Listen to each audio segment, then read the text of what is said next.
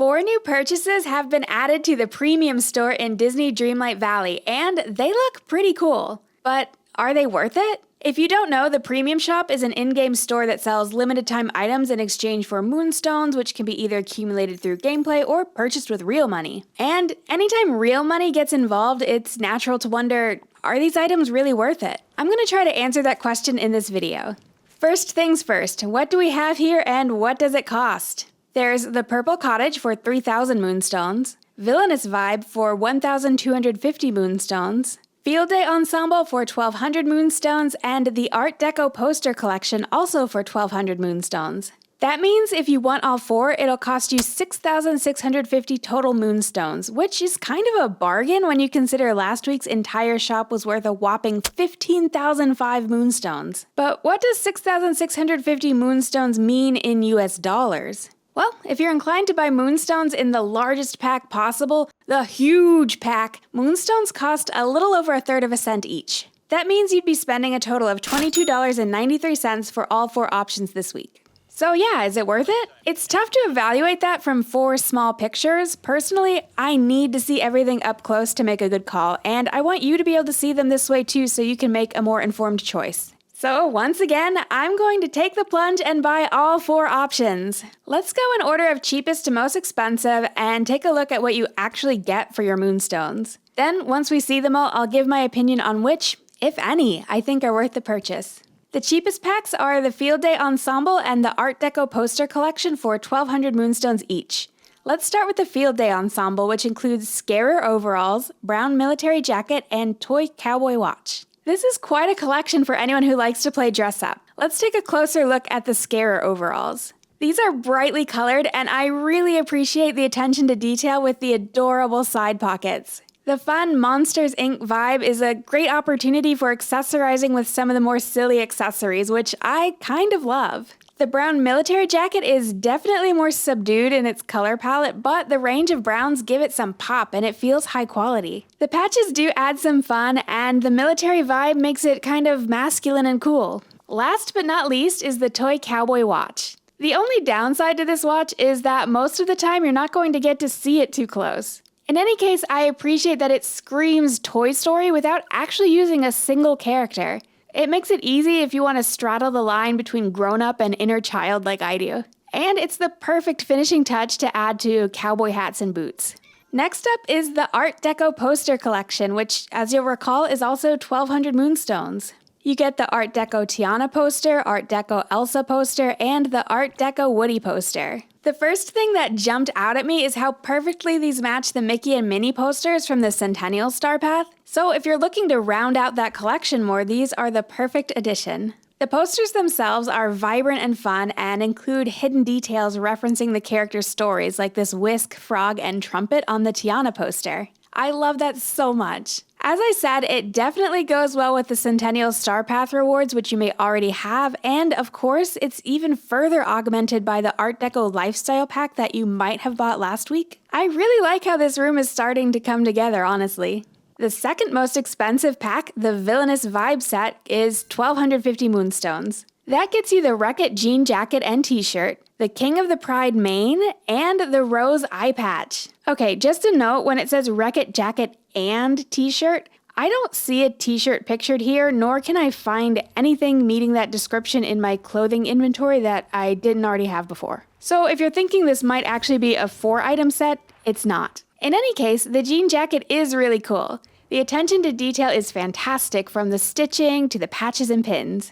As for the King of the Pride mane, I love this so much. I'm so excited anytime I can get new hair, which honestly seems kind of odd since I wear the same hair 99% of the time, but I just want it, you know?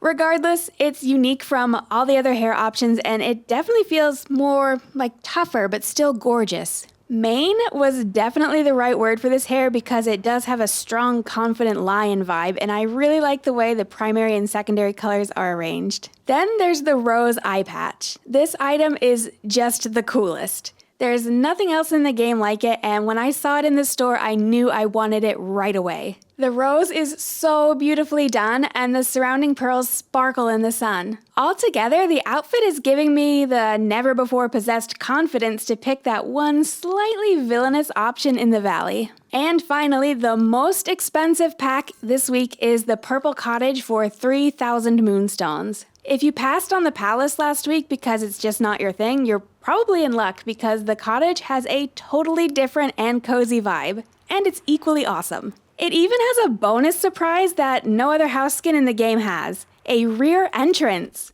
This is such a cool perk if you place your house somewhere where having both a front and back door makes a lot of sense. And it helped inspire me to start designing a back entrance that I think is coming out really cute. Just to note, there's no interior rear entrance, meaning whatever side you enter the cottage from, you'll always be at the normal front door. And of course, when you leave, you'll appear at whichever door you entered from. I love the lights and the plants as details, and the contrasting colors throughout the shingles are gorgeous. Just one little criticism though, and maybe it's just me. I thought this was supposed to be the Purple Cottage. It's blue, right? Please leave a comment and let me know if you think this is blue or purple, because I'm starting to wonder if I should call my optometrist. Whatever color it is really nice, and since I won't be living in a castle for reasons I won't spoil, this is a really great alternative that I can't live without. So that's everything in the shop for now, which brings me to the question, are these worth the Moonstones? From a quality standpoint, everything in every pack is once again great. There's nothing that I feel is lazily made or just ugly, it's all really nice stuff. So at this point, it's just a question of, what is a house skin, some apparel, and some posters worth? Honestly, I do think the value overall is way higher for this set of items than last week's. If you have Moonstones burning a hole in your Dreamlight Valley pockets, go ahead and buy all of these. I think you're really going to enjoy them. But if you want to use your Moonstones more sparingly, here's my advice. Get the Purple Cottage first and foremost. It's such a unique skin, so different from the other two we've had access to, and the additional entrance will open up some opportunities to place your home more centrally in an area, as opposed to backing it up against a wall. I've got your back. I think that's really cool, and I can't wait to see this gorgeous thing every time I load the game. Anyway, if you're more villain than hero, I think the Villainous Vibe pack is probably a must for you as well.